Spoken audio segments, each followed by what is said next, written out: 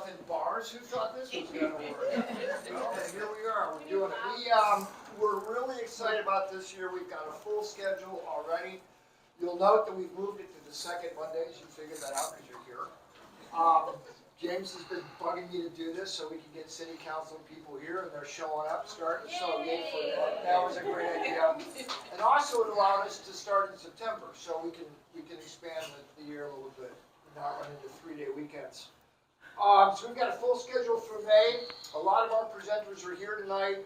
Mark's here, Nate's here, Scott's here, Donna's here. A lot of people are here, so that's a really good thing. If you are interested in presenting with us in the future, you can Facebook us, message us on Facebook, and we can start that process. We'll want to vet you.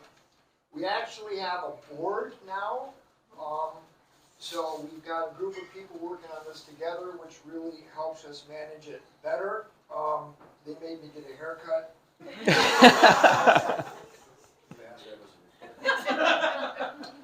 We do ask for a $5 donation. We use that money to compensate our speakers.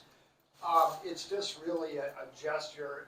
People put in hours and hours and hours on these presentations, so anything that you can give to that really helps. And hey, forever who's stuffing the Ace Hardware coupons into our donation jar, really appreciate it, but we don't need any more hammers, so thanks for that. Thanks a bunch to Sidecar for hosting us. Thanks a lot to Alina Grace for managing all this. She works all day putting it together. So that's what I've got right now. Nick C is going to come and do his thing for us again. And before that, yes? Scott Bayer. Oh, Scott next month is going to do something on... Yeah, so next month, I think it's the Monday after Columbus Day, we're going to do a little talk on confronting culture wars in the classroom. It's Indigenous Peoples Day, dude. Yeah. So we'll probably offer a historical perspective on, where that movement comes from, and look at some, personal stories that I have and some of my colleagues have on dealing with that movement that is confronting public education right now. It's going to be a good one. So, tonight, Nick, who lives here in Batavia, he's been teaching history and philosophy at West Chicago for more than 20 years. He's spoken here every year that we've had the BLA, and I hope he keeps coming back over and over and over. I'm learning everything I know about art history from Nick, so I'm always excited to see his presentation. So if you'll welcome him with me, and we'll get this thing going. All right. All right. Well, good evening, everybody. It's nice to see such a nice room. Can everyone hear me? It seems to be coming out of the speaker, but it's laying right there. Okay. If everybody in the bar can hear you, I'm not even going to mess. Give me a thumbs up if you can hear. Thumbs fine? Fantastic. All right. That's the way it is then. Wow. So good. Thanks to the BLA for doing this. It's kind of hard to believe that 5 years have gone by and that we keep on doing this. So yay to the BLA. Thank you so much for facilitating this. And of course, thanks to Sidecar for hosting us on their day off. This is a mitzvah they do for us, so it's great for the community. So I'm really excited about this. I love Van Gogh, so full disclosure, I get really excited about this. So if I start nerding out, you'll all work with me. But I have a feeling I'm not alone, because folks that I've talked to and mentioned, I'm speaking about Van Gogh, and I love Van Gogh, I love Van Gogh. Van Gogh is not universally loved, but he's close. Like Van Gogh is somebody who is simultaneous, and we were just talking about this a second ago, he's simultaneously accessible and edgy. So he's somebody that has some bite, but he doesn't lose us in the process. I think one of the reasons people like Van Gogh so much, that he's so inviting, is that he's still a naturalist artist, right? What you're seeing is what he's painting, and he was very into nature. But it's an exaggerated form of nature. It's an amplified version of nature. It's filtered through his mind. It's filtered through his emotions. And because of that, the meaning has an urgency about it, almost a frenetic urgency about it. That meaning is amplified in a way that pure realists don't get to. But he does all of this, and he goes right up to the edge of symbolism without going over into symbolism.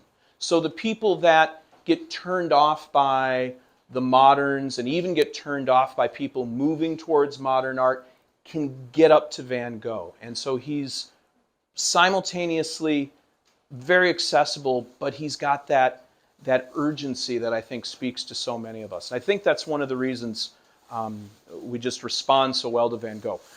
By the way, I'm just going to say Van Gogh. I'm not going to try to do Dutch. Like sometimes you hear the podcasts and they're like Van Gogh. I'm not going to do that. You'll bear with me if there's some Dutch titles that I'll probably skip, and my French pronunciation is no good. Luckily, my son's not here to correct me pretentiously, so you will all bear with me. I don't know where he gets the pretension. All right. So to start, when we think of Van Gogh, if we're thinking like big picture art history, Van Gogh is usually associated with the post-impressionists. Post-impressionism is really more of a chronological designation than an ideological one or even a stylistic one. The impressionists, who we'll talk about in just a minute, all have some similarities, right? They're similar in style, maybe less so in ideology, but in impressionist painting, if it's a Degas, if it's a Renoir, if it's Monet, you know it's impressionism. The post-impressionists, not so much. You've got pointillists, which they called neo-impressionism at the time.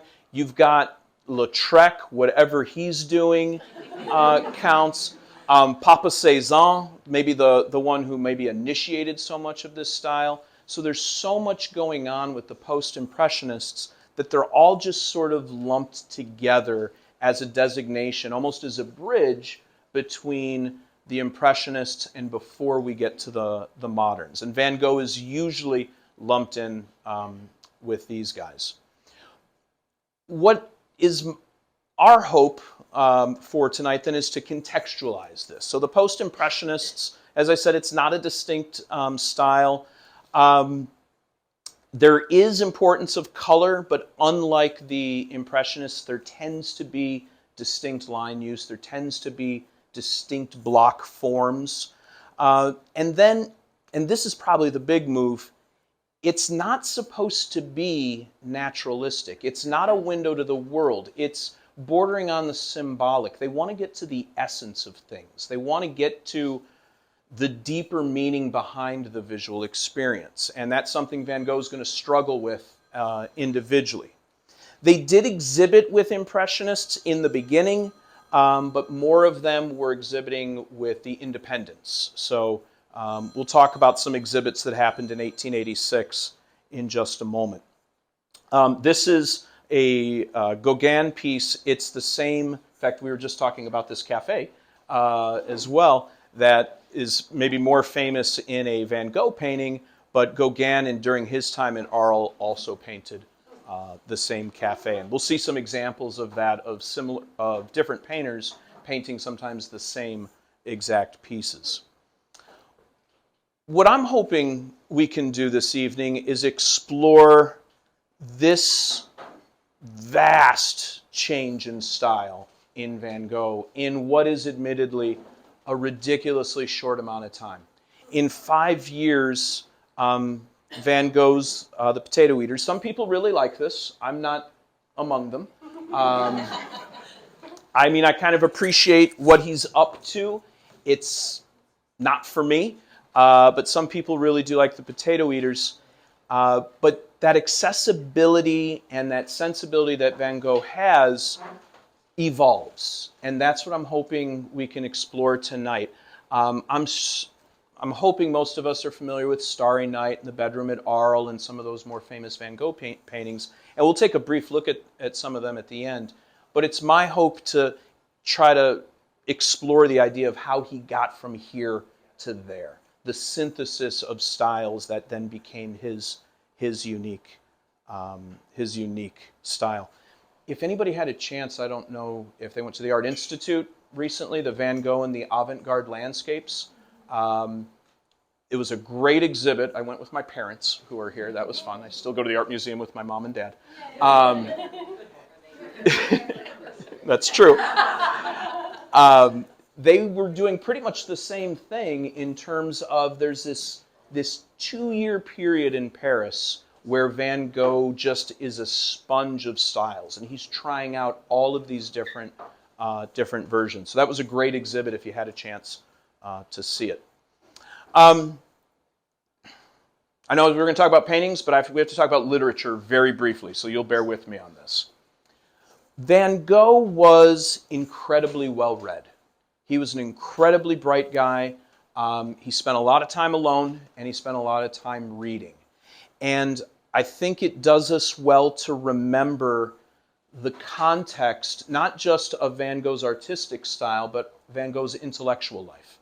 Van Gogh was reading in the 1870s, the 1880s, when things are happening in European intellectual history in the late 19th century. Simultaneous to that, we have to keep in context his family. His brother Theo was an art dealer for one of the largest art dealers in Paris.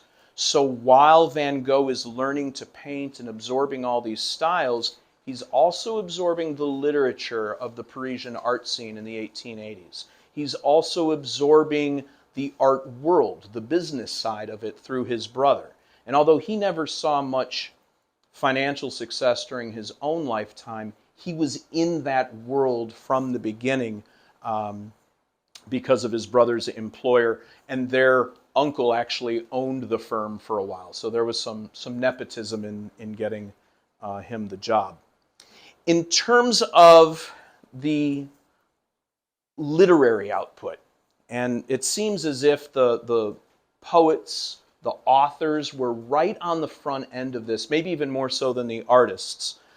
As early as 1883, I love this quote. This is the artist Pizarro to his son, talking about his disdain for sentimental, old-fashioned naturalist art. He's referring to it more so in literary terms.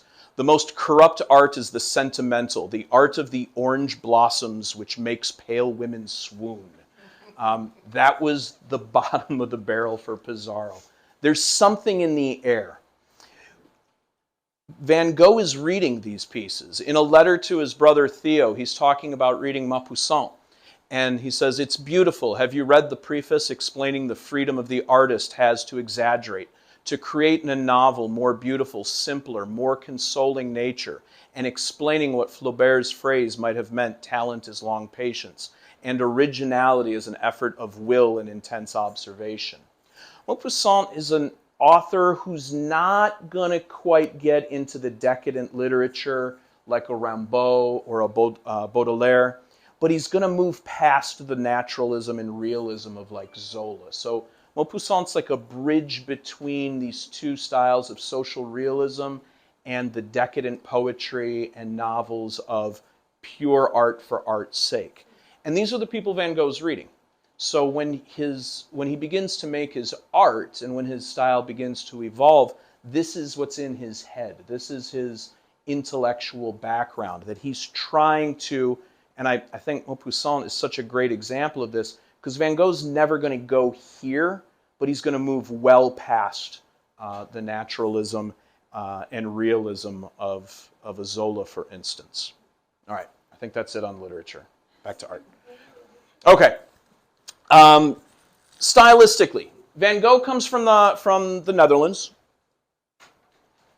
and he is very indebted to naturalism. The Barbizon school is one of his main influences. This is a Millet painting. You might know the Gleaners. Millet is a very major figure of this time period in the mid-19th century. It's going to influence the Hague school, which Van Gogh is also a student of. Very much about nature and very much about social commentary. Workers, peasants, poor people. Millet's Washerwomen is the Laundry Women is a very famous painting. And so this is going to be very much in Van Gogh's mind when he starts to paint. So for example, this is an early Van Gogh from 1883, where you can see the obvious influence of the Barbizon school. Additionally, if you go to the Hague school, which is going to be a little bit different, it's going to be a little bit lighter but a little bit more muted. The form work is still going to be loose. It was pejoratively referred to as the gray school. Not a whole lot of color in that school. And Anton Mauve was a relation by marriage to Van Gogh. So Van Gogh studied with him briefly. And here's Van Gogh's attempt at something from the Hague School. It's a view of the sea at, I'll let you struggle with the Dutch, I won't attempt it. But you can see how he's very specifically emulating the color palette and the style of these other schools. That's the context of this painting. By the time we get to 1885, Van Gogh has taken some art classes, he's done some studying with some real artists, and he's starting to develop a technical ability that he didn't have early on, and he is able to manifest that with the Potato Eaters. The Potato Eaters is thematically, it's about the downtrodden, it's about the poor. He spent time trying to work as a missionary and wanted to be a Protestant minister, and he wanted to work with the poor. That didn't work out so well. They basically said, thanks, but no, we're good. He was a little intense for them. But he did get some of the locals to act as models, and he put together what many consider to be his first masterpiece. But again, if you have in mind Starry Night, Bedroom at Arles, this isn't it. This is so totally different, but it's influenced by those earlier schools. That brings us to Impressionism. And Impressionism, very well known. The point of Impressionism, of course, is to capture just a burst of light, a burst of visual experience in its immediacy. Because of that, color and light are primary. Form is not as important. It's very experimental. I've explained it in the past by, if you're driving, especially on 25, if you're driving just past, I guess that would be north of Fabian, and it's in the summertime and there's all that greenery sounding Fabian Park, if you're driving down and instead, don't take your eyes off the road too long, but take a quick look to the side, and that instant, the way the trees look and the light comes dappling through there, that's what the Impressionists are trying to do. They're trying to capture that instant, and they're trying to do it painting. Now they can paint outside. They have new synthetic paint, which allows them to paint in plein air. And they are going to start exhibiting in the 70s, in the 1870s. By the 1880s, they go from being pariahs of the Parisian art scene, where they are laughed out of the Salon, which is the official Parisian place to display art. Once a year, the French government would sponsor the Salon, and it was a juried exhibit, and the Impressionists were laughed out of that originally. But by the 1880s, they're the real deal. They are the ones who are exhibiting. In fact, Renoir, in a very kind of jerky moment, when some of these younger artists want to exhibit with him, he stops and says, I exhibit at the Salon. I'm not going to lower myself to the independents any longer. He was also an anti-Semite, so we don't have to... Sorry, Bubs. The notable artists associated with Impressionism, of course, Monet is the big one, but Renoir, Degas, Pissarro, and others. It's a very recognizable style. Van Gogh didn't think much of it at first. Now, he didn't have a whole lot of experience with it early on. In a letter to his brother, he says, and the changes introduced in art by the new people aren't improvements in every respect. It isn't all progress, neither in the work nor in the persons of the artist, and it often seems to me that many lose sight of both their starting point and their target, or in other words, don't stand firm. He's referring to the Impressionists in the early 1880s. Now, most of what he had seen would have been through the equivalent of photocopies or the equivalent of mass-produced from the art house his brother worked at. He hasn't been to Paris yet, so he hasn't seen the actual Impressionist exhibits. But from his early ideas, he's still, again, in the Barbizon and the Hague School, a much more muted palette. And then 1886 happens. This is a big year. In Paris is the official salon, of course, but it's also the final exhibit of the Impressionists. By this time, the Impressionists are starting to fall apart as a cohesive group. Personalities are starting to falter with each other. So this is going to be their final exhibit altogether, and I believe this is the one that Renoir steps back at. He and Monet, however, exhibit in the 5th International exhibit, so he goes independent of them. And then there's the actual Independents. The Independents is where the avant-garde is born. The Independents are where Sunday Afternoon on the Island of La Grande Jatte by Seurat is going to be displayed. But he's also going to display it with the Impressionists. And that, as if you can conjure that one in your mind, we'll see it in just a moment, that's the neo-impressionist or the pointillist painting that's going to spark the avant-garde in a completely different direction. So in 1886, this is all happening simultaneously in Paris, all of these exhibits. Additionally, going back a little bit to the culture and the literature, Zola is publishing one of his main works, The Masterpiece, which is a novel about an artist who loses his mind pursuing the essential. It's later revealed, I don't know if it was confirmed, but it revealed that it was probably about Cézanne, and it caused a sort of lifelong rift between Zola and Cézanne. Félix Fénéon writes a really famous essay on neo-impressionism, which is the whole movement of pointillism. Arthur Rimbaud publishes Illuminations. He's one of the decadent poets of that time period, along with Charles Baudelaire.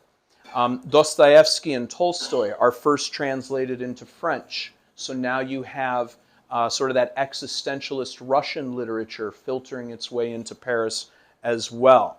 The Symbolists published their manifesto, and the Symbolists are part of that decadence movement, art for art's sake, getting to the essentialness underneath the image or the essentialness underneath the words for the poets.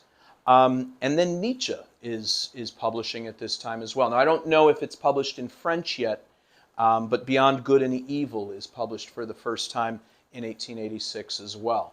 So this is all happening at the same time. The 1880s in Europe into the 1890s, something's in the air. Things are changing. And it's the poets, the novelists, and the artists that are queuing in on it first. And you can see all the tumultuousness that will arrive in the early 20th century in the art and culture of the late 19th century. It's all there about 20 years prior. So this is, by the way, when Van Gogh shows up. Van Gogh shows up. His brother's living in Paris. Van Gogh moves in with him in February of 86, I believe. And once he moves in, voila. These are the things he's seeing. He's seeing Monet's work. Monet's with the light brush stroke. You can see the way that the white and the light colors play on the water. Within a year of being in Paris, this is now how Van Gogh's painting. He is mirroring that impressionist style, to include even using Monet's technique of layering white underneath the color on the ground and in water to make it lighter and to make it pop. He does this in By the Scene, and he does this in Bank by the Scene as well. In fact, if we weren't looking at the attribution, and if you were just looking particularly down here, right, with those long brush strokes of purple and blue, my first guess would be a Monet if I didn't know any better. And that's, again, Van Gogh. He's been in Paris for a year. The Impressionists are the rage. That's who he's seeing. So this is now his new style, with a little bit of pointillism up here, which we'll talk about as well.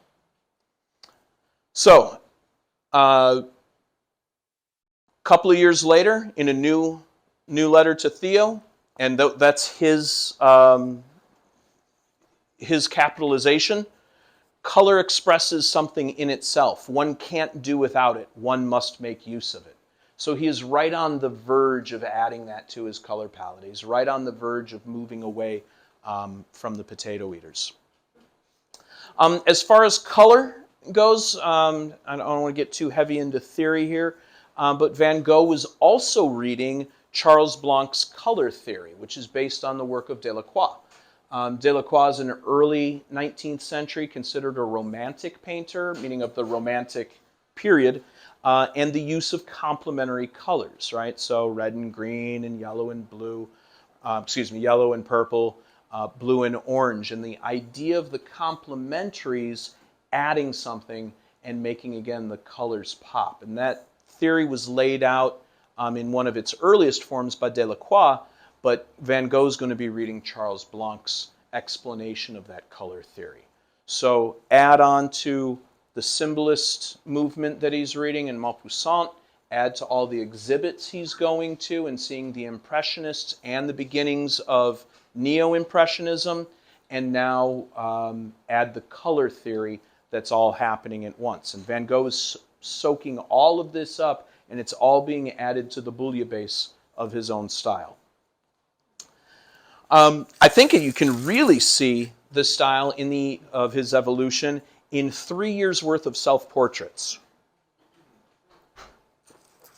I believe the opening slide I had this self-portrait, one of his very last, and only 3 years prior, that's how he was painting. So you can see it just in the progress in his own self-portraits. This one might, by the way, that might be Theo. We're not sure. There's great scholarly debate, if that's appropriate. I don't know if there's great scholarly debate. There is debate about this self-portrait, if it's actually him or not. Some art historians say it's him. Some say that he and his brother switched hats to mess with people, and that this is actually Theo. Either way, it's a cool painting. And I'm going to reference this one in a couple of minutes. So if you have the self-portrait that he said of himself of a bronze Buddha, I'm going to reference this one in just a moment. All right. Now for the Neo-Impressionists, or what we refer to today as pointillism. Pointillism is when you use the tiny little dots of color individually on normally an enormous canvas, and we can all do the Ferris Bueller's Day Off thing where you can go stand up real close to it like Cameron does, and then you back up and you can go to the Impressionist wing of the Art Institute and see Sunday afternoon at the island of Le Grand Jatte. And from the entrance of that gallery, it's a cohesive piece. And as you get closer, you really can see all the individual dots. They referred to it as a scientific approach. It's trying to do what the Impressionists are doing, but with a scientific technique. And again, stylistically, it didn't last particularly long, and there weren't many adherents of it, but that is the piece, that's the masterpiece of this particular style. The best way I've heard of it described is by the critic Félix Fénelon, who wrote, "Colors isolated on the canvas recombine on the retina. We have, therefore, not a mixture of material colors, but a mixture of differently colored rays of light."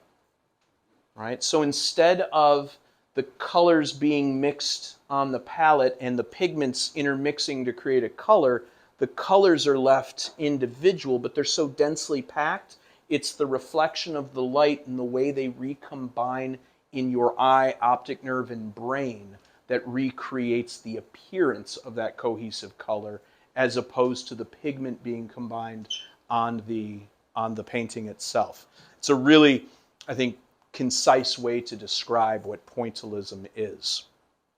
Félix Fénelon, this is actually one of my favorite pointillist pieces. I like this a lot more actually than Sunday Afternoon on Le Grand Jatte. This is Paul Signan. He was one of Seurat's disciples, and I love the title of it too. I won't read too many titles to you, but I got to read this one. Opus 217, Against the enamel of a background rhythmic with beats and angles, tones and tints, portrait of Monsieur Félix Fénelon, 1890. What a great painting. The Neo-Impressionists, though, are after something different. They're moving towards that decadent movement, that symbolist movement. They're not looking for, here's what the light looks coming through the trees in that split second. They're trying to get to the essence of what's underneath all of that. They're trying to get to what they consider to be a deeper truth behind the images. They accuse the Impressionists of not going far enough. The Impressionists want the momentary truth of that initial captured image. They want to go underneath it. They want to go behind it. They're looking for the essence. And that's going to spark a whole nother movement in avant-garde art. Here's Van Gogh giving their shot, or their style a shot.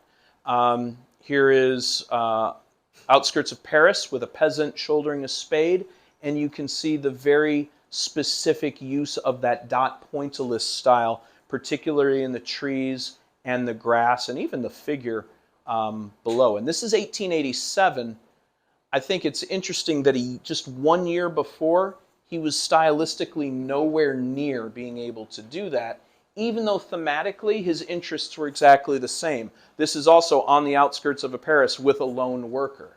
So in his head, what he wants to convey is almost virtually the same. In some ways, it's like the Potato Eaters.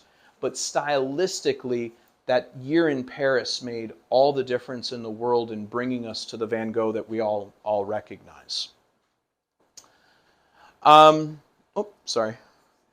There's also, of course, the art of Japan. As we know, this is the beginning of European and American imperialism in East Asia. And for those of us that remember our history in the 1850s, when Admiral Perry shows up and, how shall I put this lightly, invites Japan to enter the world's economic stage. Oh, what, these 4 ships? Don't bother noticing about them. We'll be back in a year. We'll have more of those. And what happens in Japan is the Meiji Restoration, with rapid industrialization and basically industrialization on their own terms. Part of that world process then is the pouring out of Japanese artwork into the European and American world. And in Paris, while all these other things are happening, Japanese art becomes all the rage as well, particularly the woodblocks. Big, bold use of color, big, bold lines, a purposeful flatness, right? Really embracing 2 dimensions as opposed to what artists since the Renaissance have been trying to do in creating 3-dimension space, really embracing the flat nature of 2-dimensional space. And Vincent gets obsessed with Japanese woodblock prints and starts copying them. So here's Hiroshige's Sudden Evening Shower, and here's Van Gogh's Bridge in the Rain, separated by 30 years. Now I would say Van Gogh was an intellectual. He was very well read, educated, but mostly self-educated. He could not write in Japanese. This is gibberish. He just made those up. That's not real. One of I don't know, God, like everybody loves that one, right? That's such a great painting. He painted this actually for his the birth present for his nephew when Theo had a son. So this was like hanging over their piano in the living room when their son was born. It's such a beautiful painting, but it's obviously a Hokusai homage in terms of the almond blossoms. So again, a very Japanese style that he kept throughout most of his mature stage, right? Through the mid-1880s all the way through his last year painting.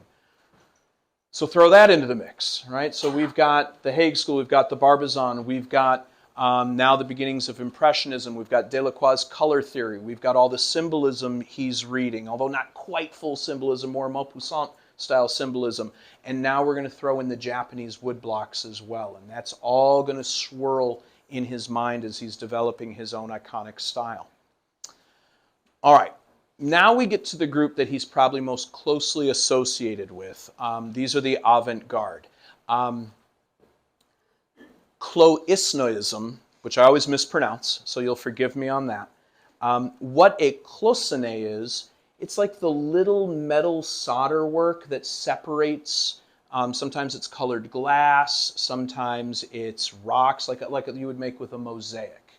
And so what Émile Bernard and Paul Gauguin are working on are also inspired by Japanese woodblock painting, which again, blocks of colors, distinct lines.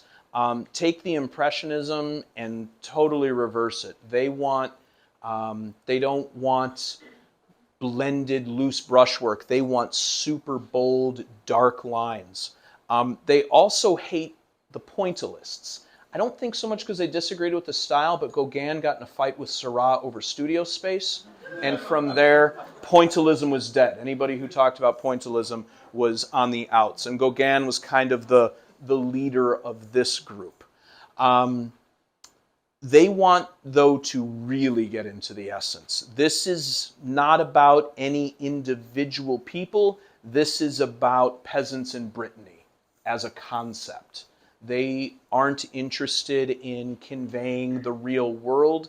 They want to get to what's more real than the real world, the truth underneath it.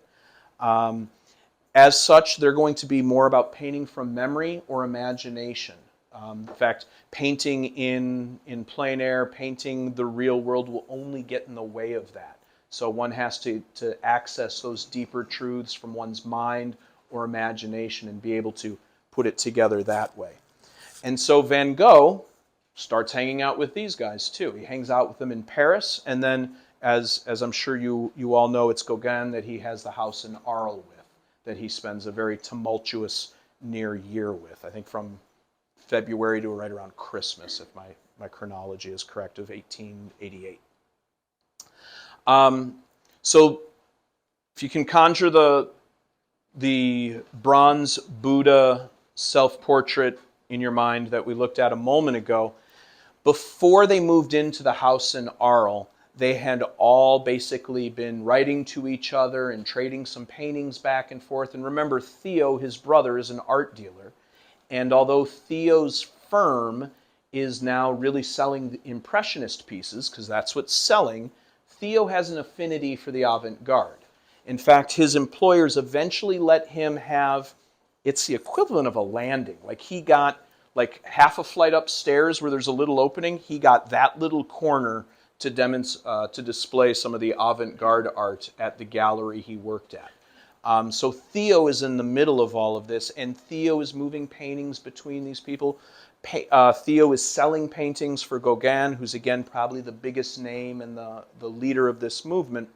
And so the plan was that they were all going to do portraits of one another and exchange them.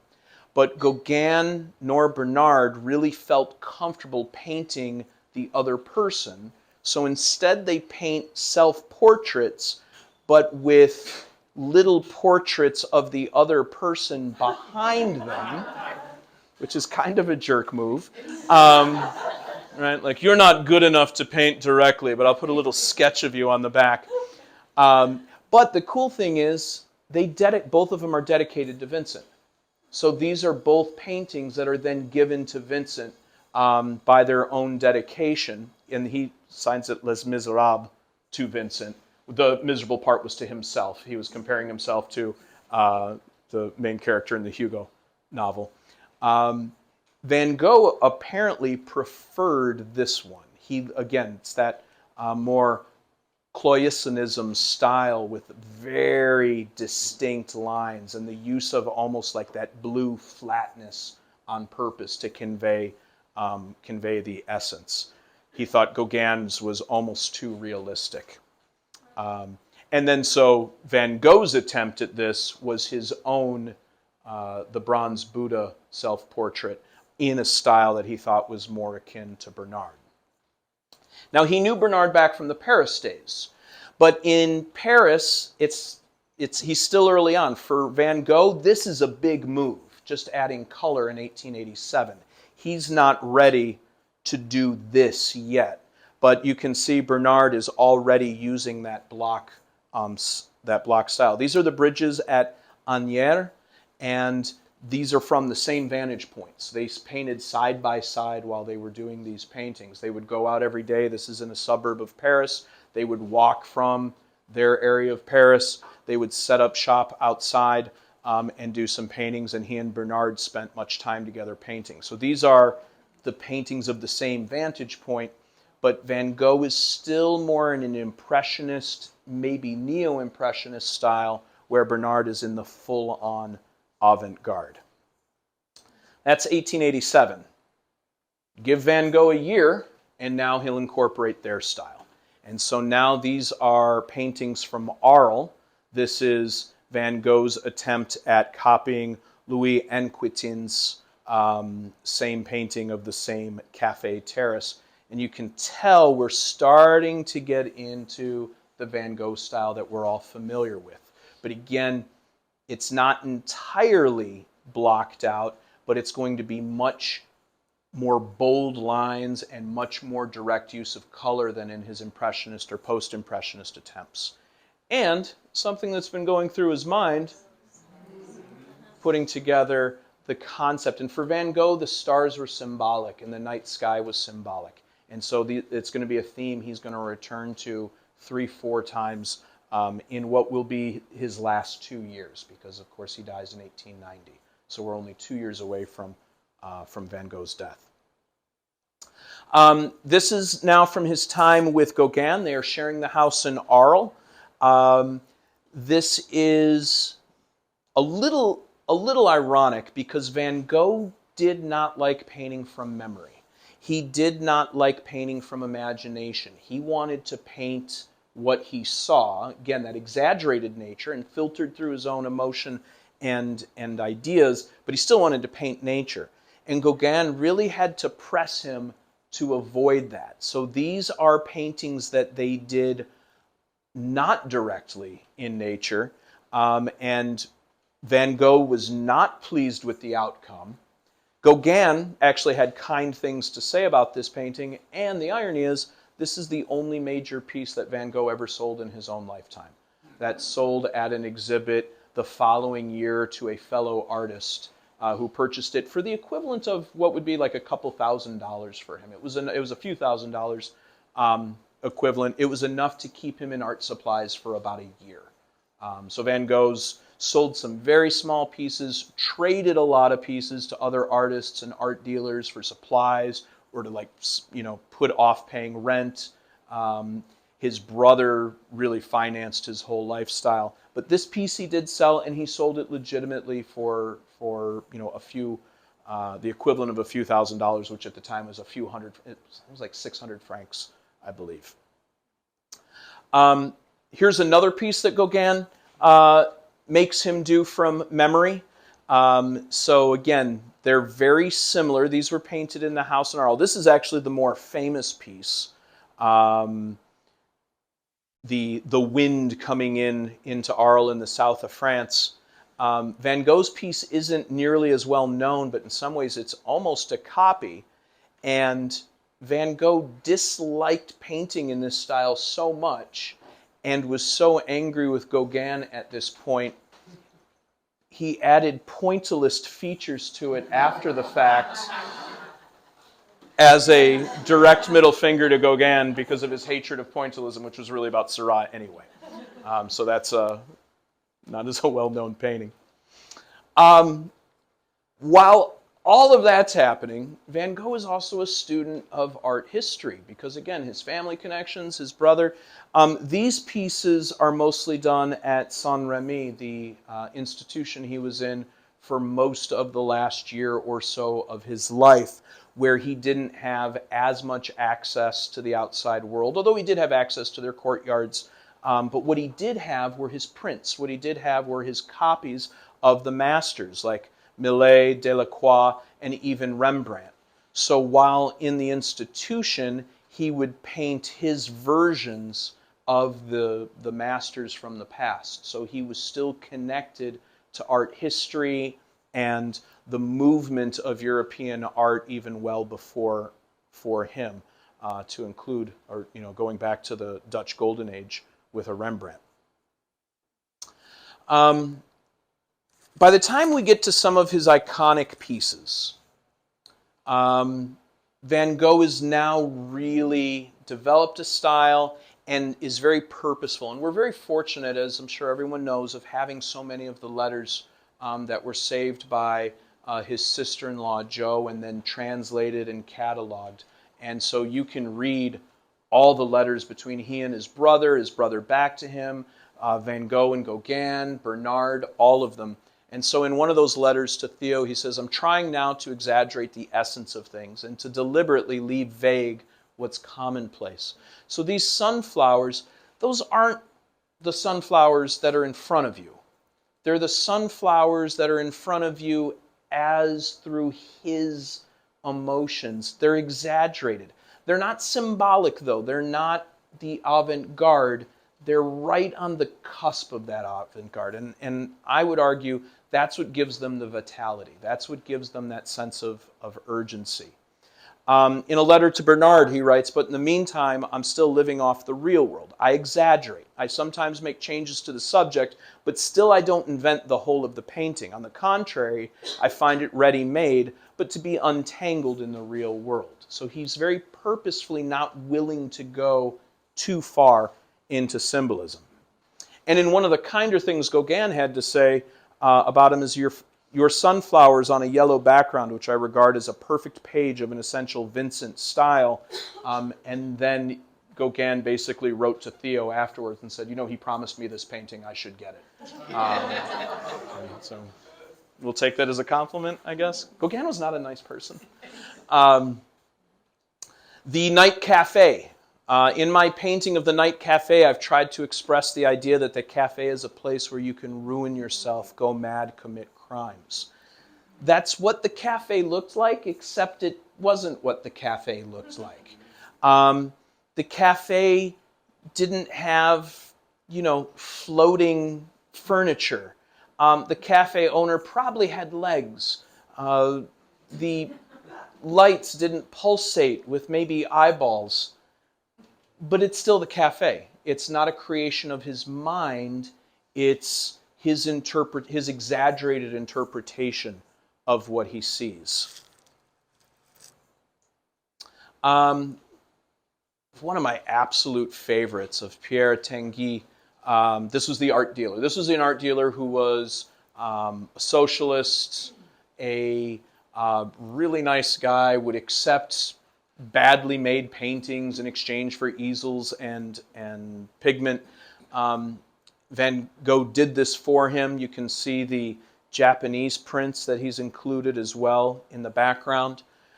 And in a painting, I'd like to say something consoling, like a piece of music. I'd like to paint men or women with a je ne sais quoi of the eternal, of which the halo used to be the symbol, and which we try to achieve through the radiance itself, through the vibrancy of our colorations. Right? Tinguely didn't look exactly like this. This is an idealized exaggeration of him. He's trying to get closer to that essentialism. And then maybe, I don't know, if I had to pick one, this might be the one. This is such an amazing painting, and I have a hard time sometimes articulating why. Here's what I think is going on, and I'm gleaning lots of this from various sources I've read. There's a sense of unreality to it all. There's something about it that just doesn't look right. It looks frantic almost. It almost looks like it's in movement. The vertical lines on the floor and the vertical lines in the bed, juxtaposed with the horizontal lines in the furniture and the somewhat open windows, create almost like a frenetic pace to them. The furniture looks, this is a painting of contradictions. Like the furniture looks like it's bolted to the ground and hovering slightly above it simultaneously. If you follow this line, it almost looks like both sides bend in. as if the painting's being opened like a book. The only solid white in the painting is a mirror with no reflection. There's complementary colors going on. I think he says there's 4 pairs of complementaries that he has painted into this. The bed, is it too long or is it too short? I can't tell, but there's something wrong about it. But all of this wrongness together just works. It creates that sense of urgency. He claimed it was to create a sense of peace. He did this just before Gauguin's arrival in Arles. He claimed to Gauguin that he's created this painting and it's about his sense of peace and harmony, waiting for his artist friend to show up. Maybe it is, or maybe it's anxiety caused by anticipation, or maybe it's both. But what's going on is just such a powerful piece. These aren't hanging right. The wall should be flat, and these are hanging on a weird angle. But everything just seems to work. It's such a great painting. And then we get to, of course, Starry Night, the painting that so many of us know, painted out the window, sort of, from his room in Saint-Rémy. This is partly what he saw, and then partly gross exaggeration of what he saw. Simon Schama, the art historian, writes, Vincent van Gogh yearned to make painting that was charged with the visionary radiance that had once been supplied by Christianity. Remember, he used to be, he wanted to be a preacher. He was living in the time of Darwin and Marx. Things are happening intellectually in Europe. And he never lost that sense of the divine, but I do think he lost most of his Christian attachment to it. So he looked for other places in which to place the divine. And I think he did that through his paintings. In his own words, just as we take the train to go to Tarascon or Rouen, we take death to go to a star. To die peacefully of old age would be to go there on foot. For the moment, I'm going to go to bed because it's late, and I wish you good night and good luck. Handshake, ever yours, Vincent. And with that, I thank you all for your kind attention. I hope you enjoyed that. Thank you very much.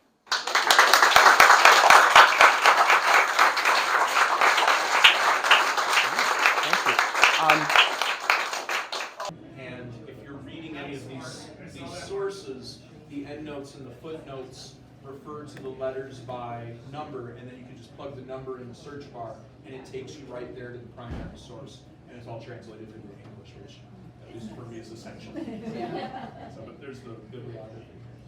Any other questions? Do they ever display